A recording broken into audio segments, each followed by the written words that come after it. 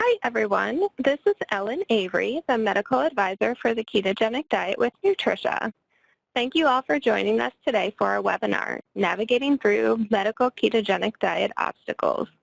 Before we begin our webinar, I'd like to give you a little background on Keto University. Keto University began as a 3-day live conference. Given the circumstances, we have transitioned it into a series of webinar events. These webinars are given by experts in the medical ketogenic diet and vary in topic. All are geared around the medical ketogenic diet for epilepsy and provide information from ketones to cooking, vitamin and mineral supplementation to the fundamentals of the diet. We look forward to bringing you these webinars throughout our Keto University series. Today's webinar will be brought to you by Robin Blackford. Robin Blackford has worked as the expert ketogenic diet at Ann and Robert H. Lurie Children's Hospital in Chicago since 2005. Robin and her team follow over 300 patients on the classic ketogenic diet and other modified versions of a medical ketogenic diet for epilepsy. She received her Bachelor of Science in Applied Health and Science from Indiana University and completed her dietetic internship at Ball State University. She has a passion for setting up families to be successful with their nutritional goals and has a special interest in using diet therapy for pediatric patients with genetic disorders. Robin has had several publications on the ketogenic diet, including being an author of the International Consensus Statement. Robin routinely gives presentations about the diet to a variety of audiences. She also has 2 children of her own, which she says helps her tremendously in finding ways to support and connect with patients and their families. At the close of the webinar, we will be hosting a Q&A session. If you have any questions during the presentation, please type them into the Q&A box on the bottom right-hand side of your screen.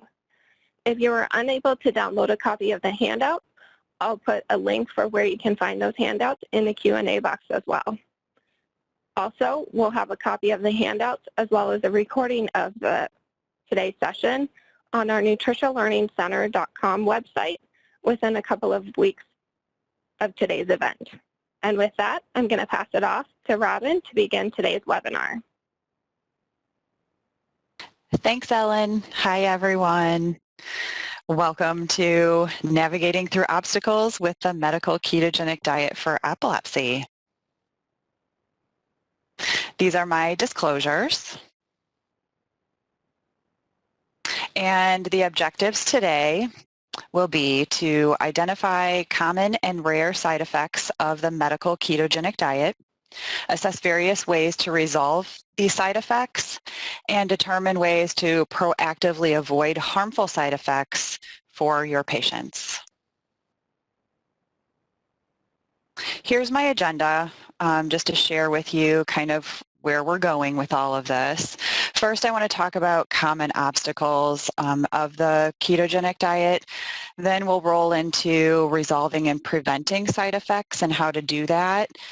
I want to tell you a story about one of my patients who is Danny, and then we'll talk about weaning the diet, when we should do that, and how we should do that.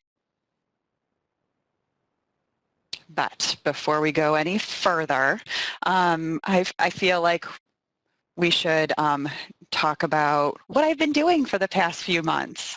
You know, one of my favorite things about Keto University is being able to connect with people and get caught up on each other's lives, and I am totally missing that with all you guys this time. So I thought maybe it'd be fun. I can share with you if you want to hit me up on an email later or Twitter or Facebook or something later, then find me and let me know what you've been doing. I would so much love that.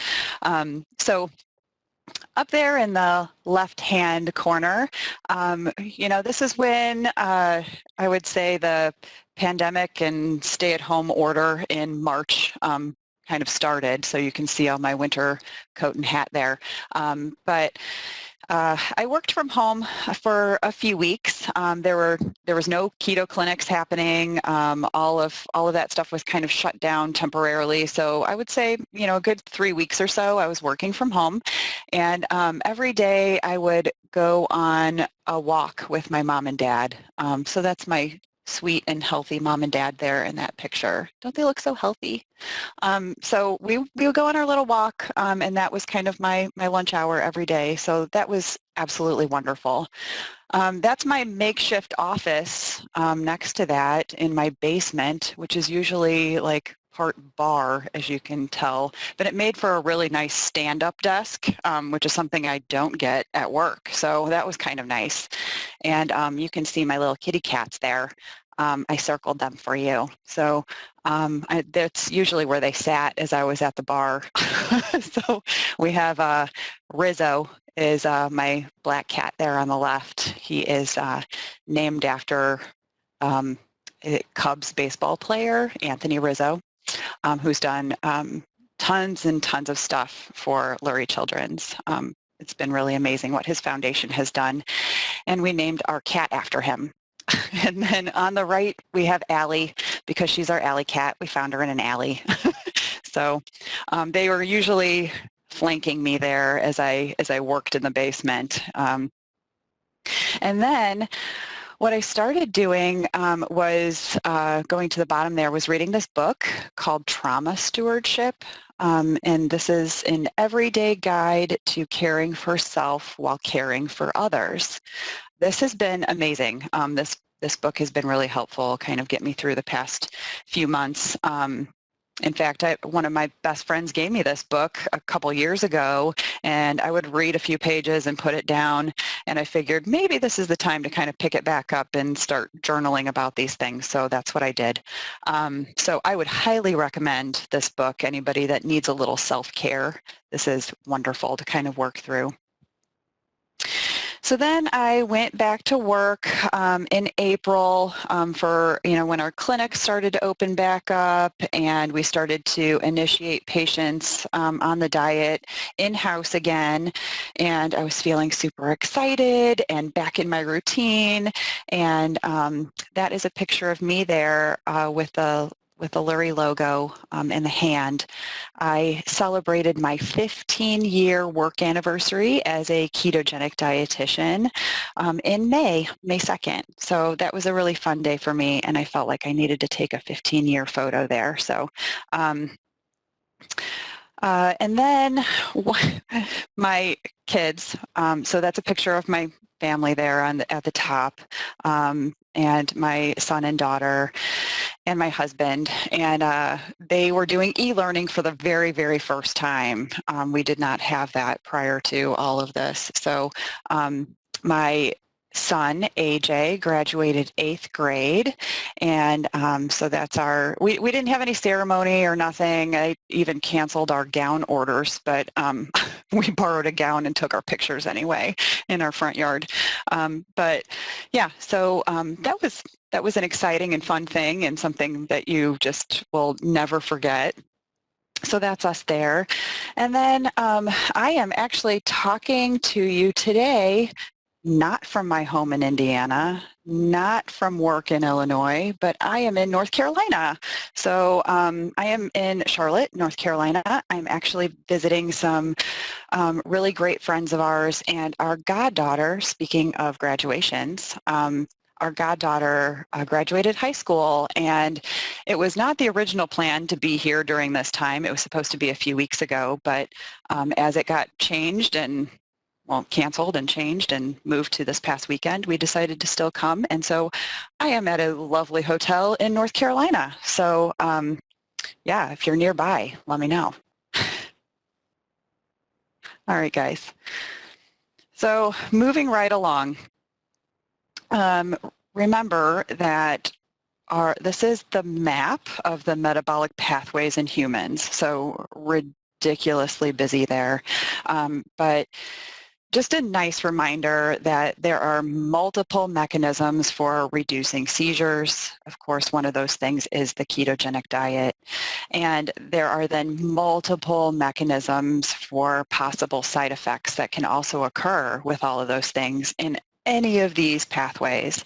So I feel like it's just a good reminder of, remember, this is not easy stuff. It can be very complicated, and every patient is going to respond a little bit differently to their seizure-reducing medicine or treatment or whatever they're having done, and the side effects that occur with all of those things. So just a good reminder there. And also another good reminder is that, you know, fine-tuning the diet is dependent really on the facility and the treating physicians. You know, we do have a say in these things, but a lot of things are coming from maybe some other people on our team.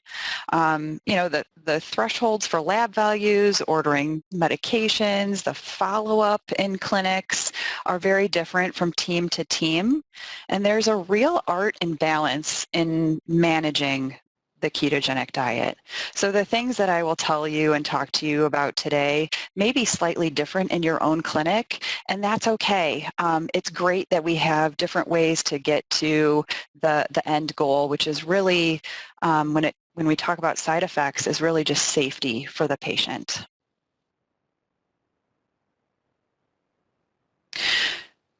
So the first obstacle in all of this, I feel like, is reading the patient's chart.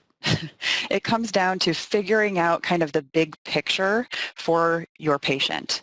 I know how it happens in my facility is that I get a patient referral from the doctor or the nurse practitioner, and they send me that patient chart and say, you know, we scheduled them for keto clinic, and so this is who's going to be coming. So I open up that chart and I just start looking. One of the first things that I look for is a diagnosis. What are we working with here? What should I expect from this patient? What are they going to you know, what are possible side effects that are likely to happen with this patient, maybe just based on their diagnosis, and what medications are they taking?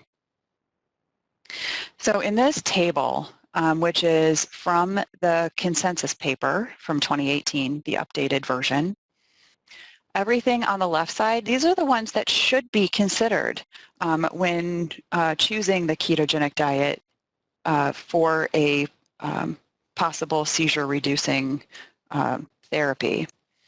And then the one on the right side, you know, could be considered. But according to the table in this paper, it said, you know, those that are more beneficial on the left-hand side are going to be greater than 70% are going to be responders to the ketogenic diet, where, you know, the average responder is about at 50%. So, so I think it's good to know when you're reading a chart, the first thing you're looking at is, what am I working with? What is this diagnosis? You know, there's a really good handout in the Keto Diet Calculator, and it is called the Comparison for Diet Therapies for Epilepsy. There is a page 2, so on the back side, I know I've got it in front of me, but there's like statistics on the treatments. So when you try the first drug, when you try the second drug, the third drug, I feel like this is a really good way to start with your patients and families, and what maybe they should also expect from the ketogenic diet. But also, I say that also to say that this list here, the should be considered, could be considered list, is also on this sheet. I had actually missed this before. I didn't know that they had updated some of the tools in there. So you can find this paper in the Keto Diet Calculator tools, which can be really helpful. You know, the pocket guide that the Charlie Foundation put out is also a really good resource for this kind of a list to even just get started. And you can buy the pocket guide through the Charlie Foundation in their little store. And they have a similar list of these indications, but there's some wider variety in specifically the genetic mutations, or as my team likes to call them, the pathogenic variants. So it goes into a little bit more depth on those pathogenic variants. And I'll tell you what I do with these variants and these genetic mutations, that I keep my own list. So even in my own clinic, I just keep a giant spreadsheet of different tabs that have each genetic mutation on them. So I can just click on that tab, and then in there I've put the patient's name so that I can go back and start to find patterns between all of these genetic mutations. Maybe it counts for something, maybe it doesn't, but as you get a few patients in each one of these tabs, you'll start to see some similarities between them. And as I start to see patterns and similarities, I will write myself little notes in there. You know, for example, if I have, you know, maybe 3 or 4 patients in a certain pathogenic variant, and I notice every single one of them that I start on the ketogenic diet has just wild acidosis. So I know I have to keep them on a lower ratio of the diet. I put those little notes in there. That way I can remember the next time I first look up a patient chart, and maybe it says that genetic mutation, or maybe I've forgotten, then I can go to my spreadsheet and remember, oh yeah, I remember those kids and when they started the diet. I better think about that when I start this new patient on the diet. Maybe I'll think about a lower ratio. Maybe I'll think about a supplement that I hadn't before, or maybe there's something that I can warn the team about. So that's how I do my practice, and I think that some other people have been able to be helped by keeping those good notes also. Another common obstacle, I think, is just choosing a diet. Which one do you choose? And then going and explaining what you're choosing to the family. You know, this, as I've said, I've been doing this for 15 years.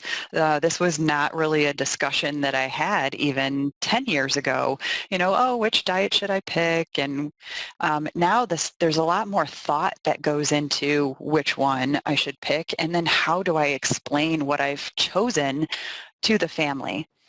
You know, there's a lot of different options on what diet to choose, and maybe that might be based on the diagnosis of the patient and what we know. For example, GLUT1. We know GLUT1, we're doing classic ketogenic diet. But, you know, maybe you take into account their age. The age of the patient might make a difference. So this is from the pocket guide that I had mentioned before from the Charlie Foundation. And so this is one of the things in there.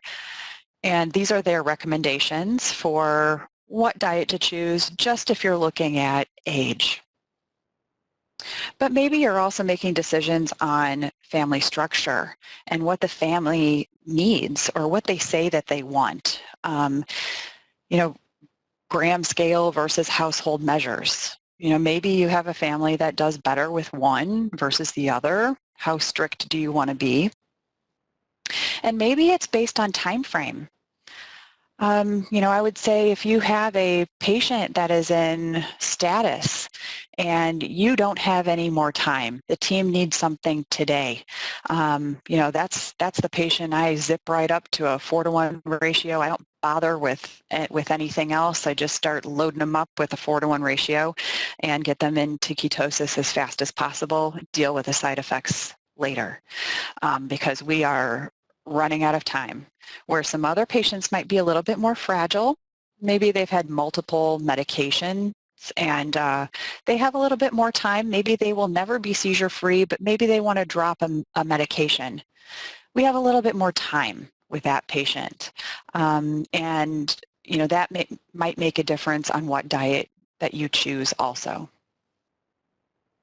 I think the good news is that the consensus paper tells us that the experts agree that all the diets are valid and that you can kind of pick whichever one that you want and you won't be wrong.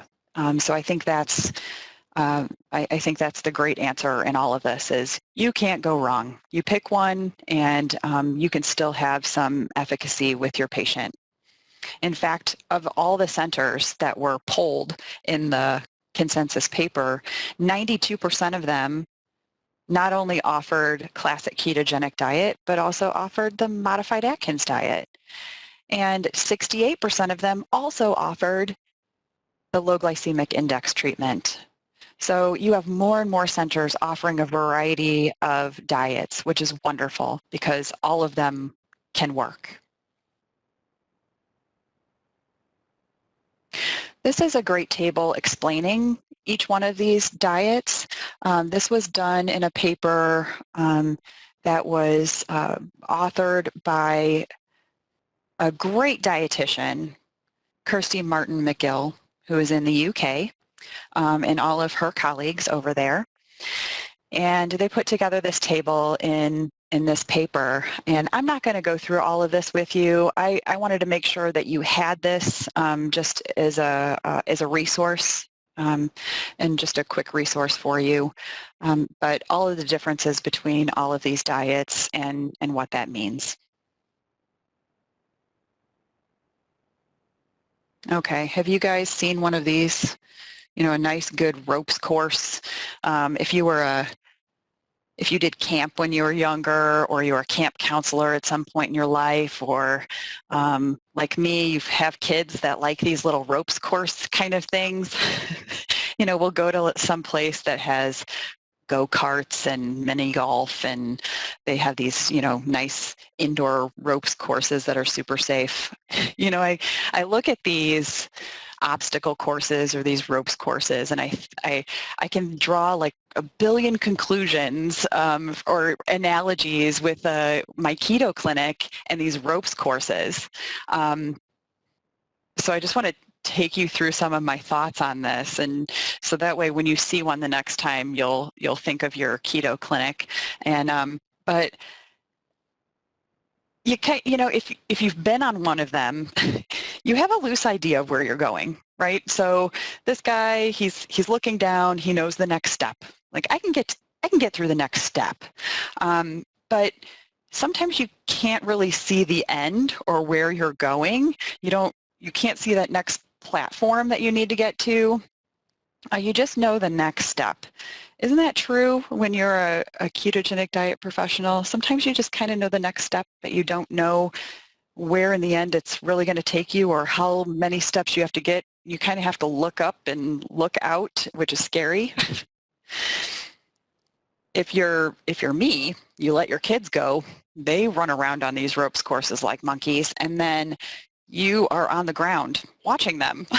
And so you have some distance from it, and you go, that doesn't look so hard. You just, my younger daughter, she'll get up there and then she's like, Mom, watch me. She's feeling nervous, and I'm like, you're fine. Just go to the next one. It looks easier on the ground than it is when you're actually up there. I think that's also true when you're doing the diet. It's easier to say, oh yeah, how hard can that be? Just move them up to the next ratio. It's not that difficult, but you're thinking of all the implications of all of these things. And if you're the one actually going through the ropes course, it feels like every step matters.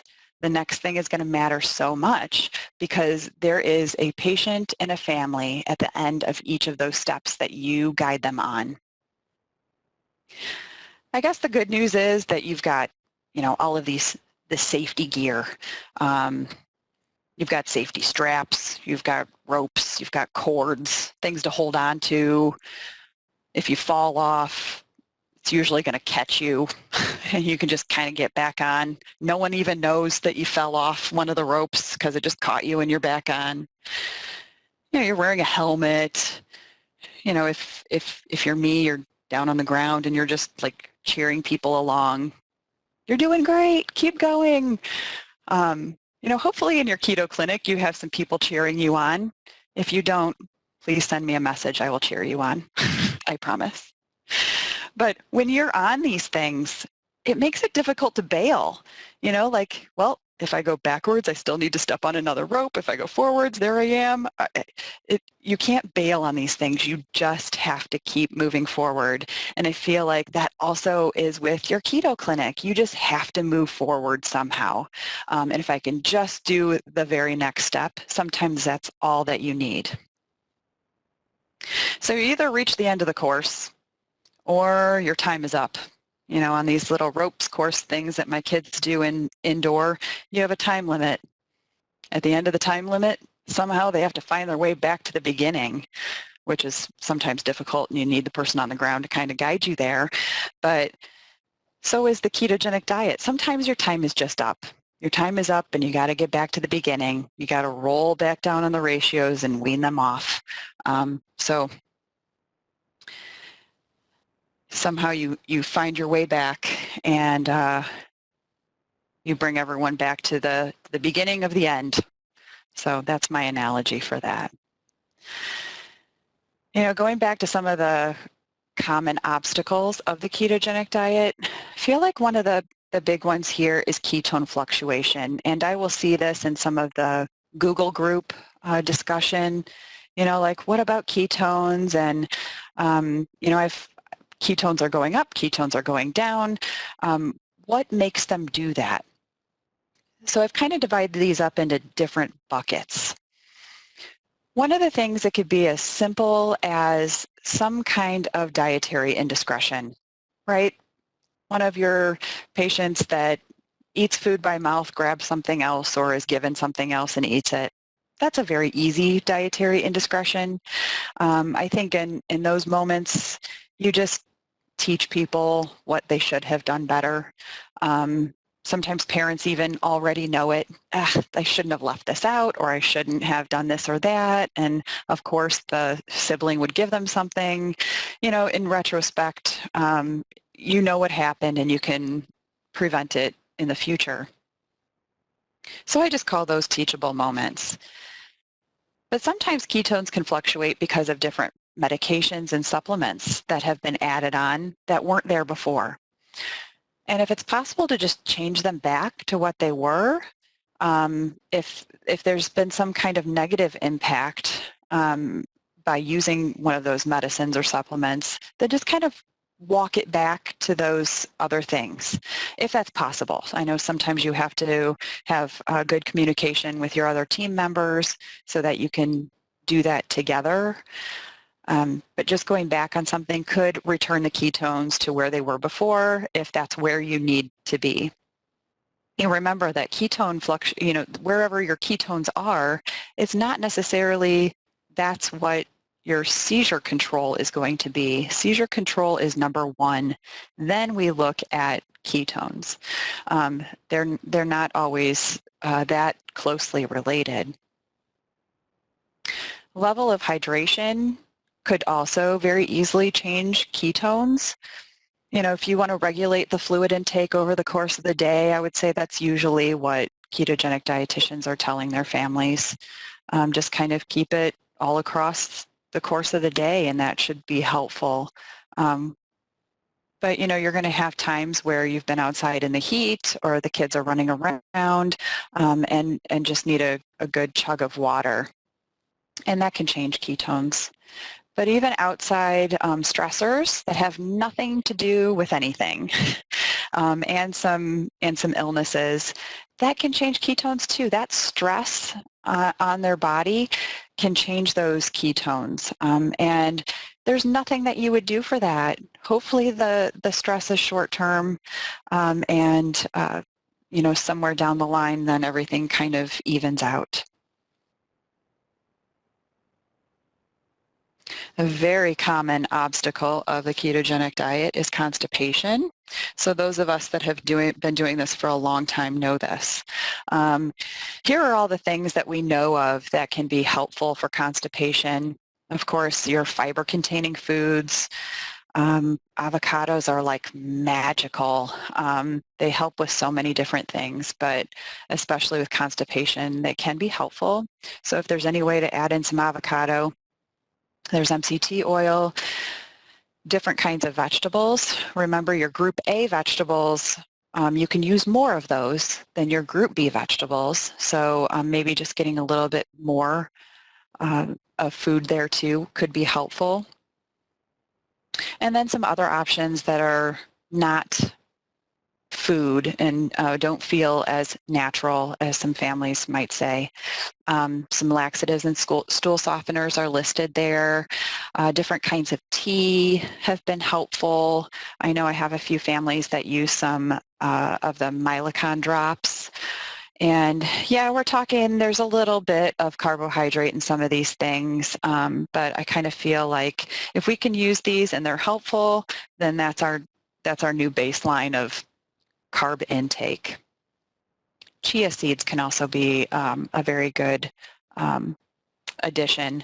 So when I go through these things, I kind of check them off one at a time. Okay, have we tried this? Have we tried this? Okay, we've tried all of our food containing things. Now we have to hit the big dogs and try some actual prescribed laxatives or stool softeners and kind of move in that direction.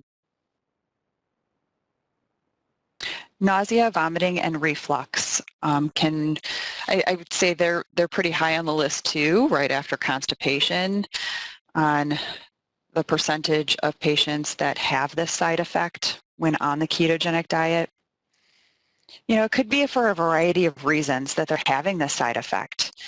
Maybe it's hypoglycemia, excess ketosis, maybe some metabolic acidosis. All of these things you can see with getting simple labs done. But, you know, even before we can do labs, or if you're one of those that don't test labs as often, you know, even if patients are in the hospital, we're starting the diet, I'll give them a little bit of juice and see if it helps. If it helps, then I know kind of what track that we're on. You know, that's going to increase your blood sugar a little bit. It's going to kick back the ketosis a smidge. And maybe it'll move the carbon dioxide level of their blood a little bit. And then I know, okay, so if we just need one little juice trick, then they're on the right track. If we need to keep doing it, then I know I need a more of a longer term supplement, maybe a potassium citrate or a bicarbonate. And these are things that Stacy had talked about in a previous webinar. So you can refer back to some of her slides for those things. Being NPO, I think, is a common obstacle for some keto professionals. I feel like this just came up on the Google group recently also. And you've got your inpatients that become NPO for a variety of reasons. And, you know, one of the first things that we do as patients start the ketogenic diet is put an allergy to dextrose in their chart. So it looks like they have an allergy. Of course, you know, then you look a little further and it just says they're on a ketogenic diet. But at least it's a nice flag on their chart. It's helpful in finding, you know, as other team members are taking care of this patient, if they need anything special. And allergies are one of the first things that other team members will check. So then we know they get normal saline, no dextrose in their IV. We can do clears, which our clears are, you know, in the blue box down there, are half Pedialyte, half water mixtures. That's what our clears are at our hospital. We can do KetoCal by G-tube or NG even, if they don't have a tube to begin with. And sometimes that leads us to a keto TPN, which I won't go into the specifics of that because that's also a whole other talk. But on the outpatient side, you know, we have kids that just go on drinking strikes, and sometimes we'll still use some of these tricks there at the bottom. But Also, some illnesses could make them where they just don't want to drink, or they have some low urine output for some reason. We want to keep them hydrated as best as possible. And that oral electrolyte solution is something that Beth from the Charlie Foundation, this is her recipe, and I found it in the helpline in the Keto Diet Calculator, and she talks about it quite often. So 3/4 teaspoon of Morton light salt mixed with 1/5 teaspoon of baking soda and a liter of water. And this just makes a big batch, and that patient can sip on it kind of all day. I think she's used it for patients that are NPO, but also just kind of a daily beverage. It's a nice acidosis buffer also. So if you can do this and not be and not have a full prescribed supplement, I think families are also happy with some of that, as long as their children are able to drink this mixture okay. Growth is a common obstacle. I don't know that we think about it a whole lot because there are a lot of other things that we worry about. And, you know, growth is one of those things that, you know, families they can take it or leave it. You know, if you fix the seizures, then we don't care how tall they are. I don't know how many times I've heard that. So there are hormone changes associated with the diet that can affect growth over time. And we have found, there are some papers, I don't have them noted here, but with increasing protein, it rarely helps the kids grow in height and length. It's really hard to just make them magically grow on the ketogenic diet. But we do know that we can account for their BMI. So maybe just adjusting calories as needed for their BMI goals. That's really what I feel like I do on a daily basis, more so than really trying to get them to grow in height or length. Okay, just to check in on our agenda here, so you can just stay with me. We're about halfway through. I want to tell you a story about Danny, and then we'll talk about weaning the diet and some specifics there. Okay, so my patient Danny is 5 years old. He has a history of lissencephaly, pachygyria associated with a pathogenic mutation, which is PAFAH1B1. And he is the only patient I have with this pathogenic variant. But it manifests as global developmental delay, subsequent epilepsy with infantile spasms and focal seizures. And he had an onset at 5 months old of his seizures. And initially, the spasms were controlled with vigabatrin. But then at 4 years old, he started having some big seizures again, and they were needing some escalating doses of different medications. This is kind of when he was referred to the ketogenic diet clinic, is when all of this started to kind of come up. So on the social side of things, Danny lives at home with his parents and his sisters, who are 11 and 15 years old. The parents are absolute angels. They trade off their work shifts in order to be home to take care of him. So there's always a parent home with him. And his mother is Spanish speaking and his father is bilingual. So as I reviewed this patient's chart before I started him on the diet, I had to think some of these things through. And the first thing was, okay, what kind of handouts and things do I need to get myself ready to give them? And also, since it was an inpatient hospital admission to start the diet, I needed to think about getting some interpreters involved.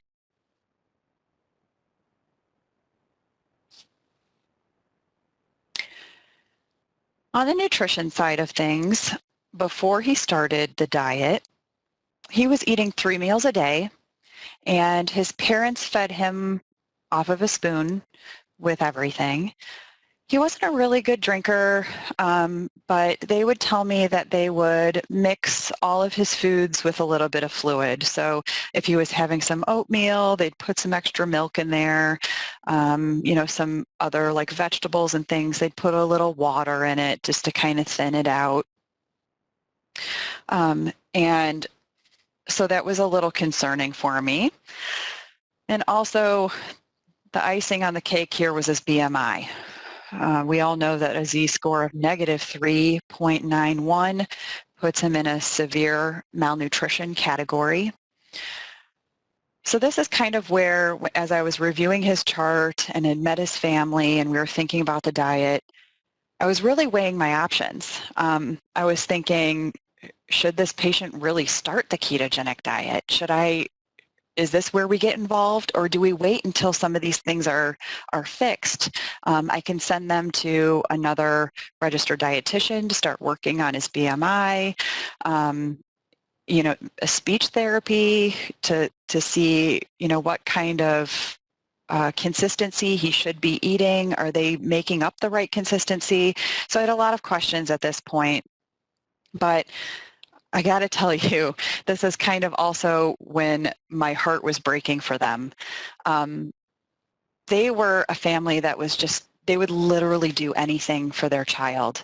And I saw this, and, the care that they would take of him, and, the timing of the meals. I have here in this speech category that, it took him 30 to 60 minutes to consume a meal, and that mom blended everything for him. So, I see the love and care that they were giving him, and that was just breaking my heart. I just wanted to help them. So I think at this point, this is kind of when I was thinking, and I know so many of you have been there with me, if I just start them on the diet, then I can just kind of bring them into my world a little bit. Then I can start working on his weight, and I can start working on some of the speech stuff, because, I have my own little team of people that I can just pull them in, and I could fix this. So yes, of course, we started him on the diet because, we can take on the world. And we started his diet. We do a typical diet initiation of, day 1, 1-to-1 ratio, day 2, a 2-to-1, a day 3, 3-to-1. And then on the 4th day, we send them home at a 3-to-1 ratio. So he was no different. We were going along with the process. He was really tolerating his meals very well, but it was no surprise that he was taking in a low fluid amount, and that was starting to show in some dehydration. We had the speech therapist come in and do a swallow study, and turns out that he needed thickened liquids, and I believe it was a honey thick liquid. I think that was on my last slide, a honey thick liquid. And there was this possibility that if he couldn't tolerate or get enough, that we would need to drop an NG. And this is where I'm good friends with my speech therapist at the hospital. Trying to decide at what point do we push for these things. Do we need to push that we need to drop this NG, or is there a way where we can do this where the family can just continue to feed him as they were? We decided that it was going to be really important for him to take in much more amount of fluid. I was even going on the lower side and saying how much he needed to have. If we could just get in 20 ounces, if we could just get in 22 or 24 ounces, that we would be doing better. But that was not working. So maybe this was a passive-aggressive approach, but guys, this is what I did. I made up this mixture. We have guar gum at our hospital. This is what we use to, this is our keto-friendly thickener that we keep in our kitchen. They keep it for us there, and they will blenderize whatever we want. So if we have a formula mixture that needs to be done, Then the formula lab will send the formula mix to the kitchen. The kitchen will use the blender and take the guar gum, whatever recipe we tell them, right? Determines, what consistency they need. We tell them the recipe. They blend all of this up for a 24-hour period, and then it goes to the floor.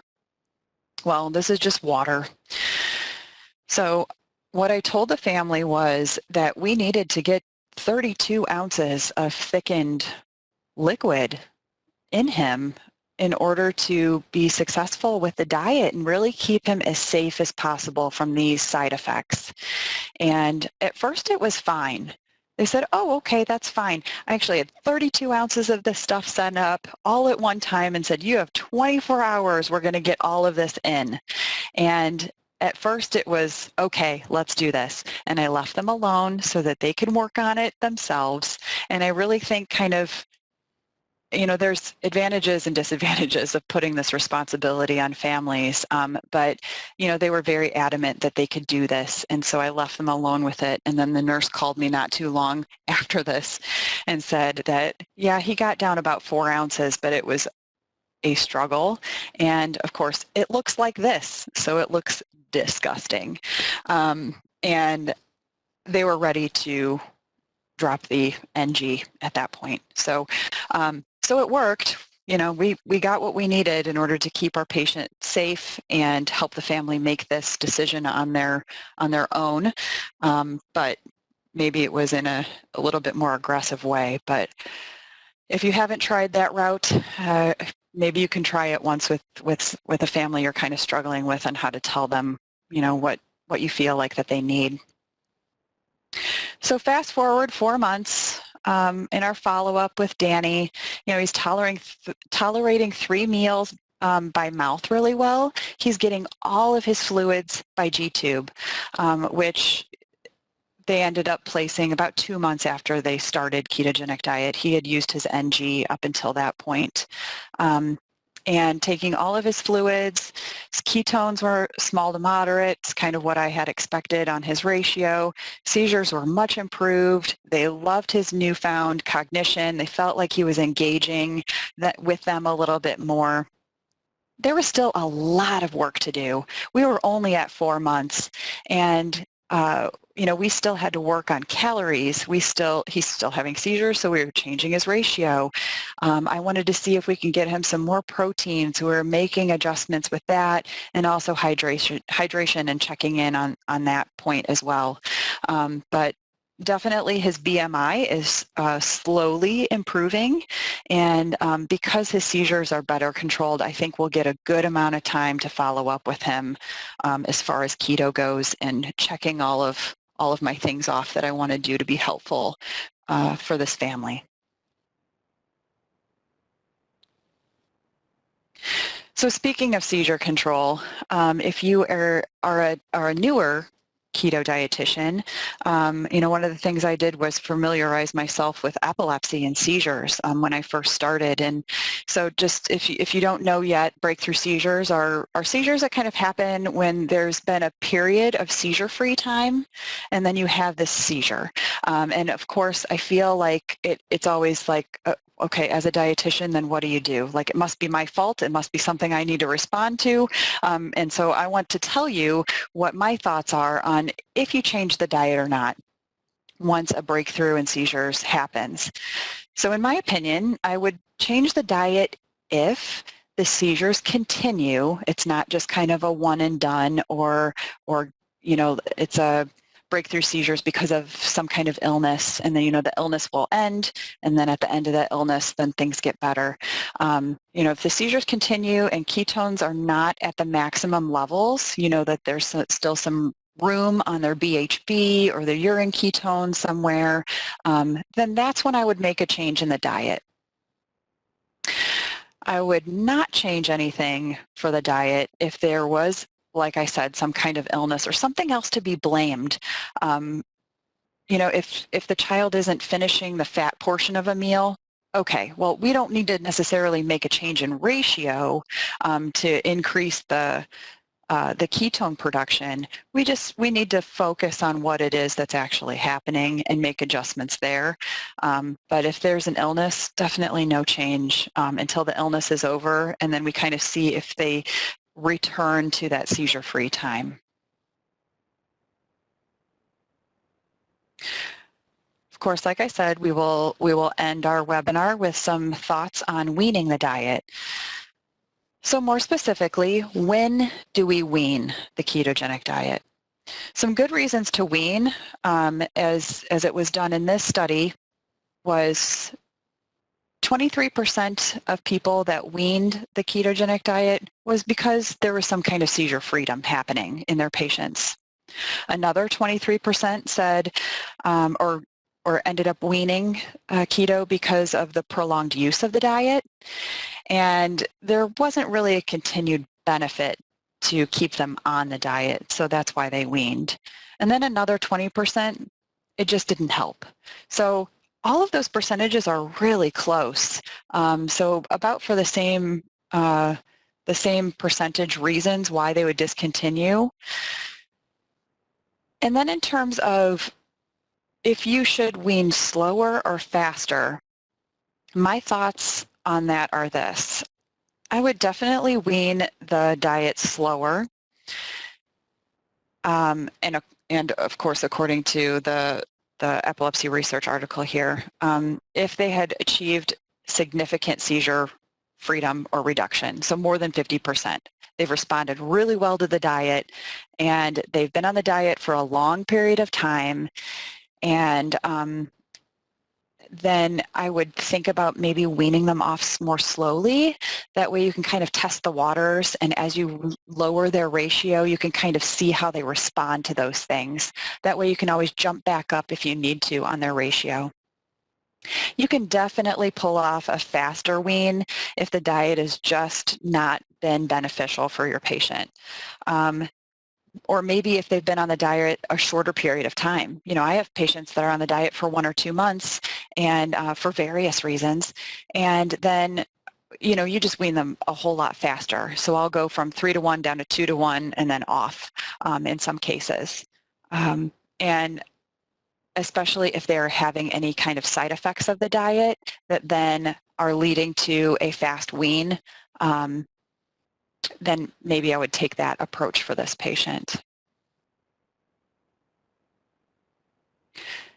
So more specifically, how to wean them when you decide that it does need to happen, or your team decides on when that needs to happen. You know, I guess the good news is that most patients whose seizures worsened during that weaning time were able to regain some of the control of their seizures when it's increased again. So that's why I say, you know, if you ever want to test the waters with it, you can kind of go slowly and then jump right back up when you need to. When it comes to stopping any kind of supplements with their wean, I usually, especially on the citrates, you know, the potassium citrate or bicarbonate or whatever you're using these days, I usually wait until the day the diet ends to do that, because any kind of modified version of the ketogenic diet can give you some metabolic acidosis. So I usually kind of wait until the last day. Definitely continue the multivitamin, because I have yet to meet a patient who completely meets all their RDAs for their nutrients. So we continue multivitamins past the wean of the diet. If the diet's been effective, I would consider weaning, you know, maybe a quarter or a half of a ratio every 2, 3, 4 weeks. It just really depends on each patient and you, what you can handle as far as changing recipes and all of those things too. It's a lot of things to think about when you're doing a wean, but you can't go wrong in some of these things. Whatever you decide, and even if it's patient specific and it's not a concrete protocol, then that's okay, because it's going to be different for everyone. If the diet has not been effective, then you can have a faster wean, like I had mentioned before, even if it means a few days to get off of the diet.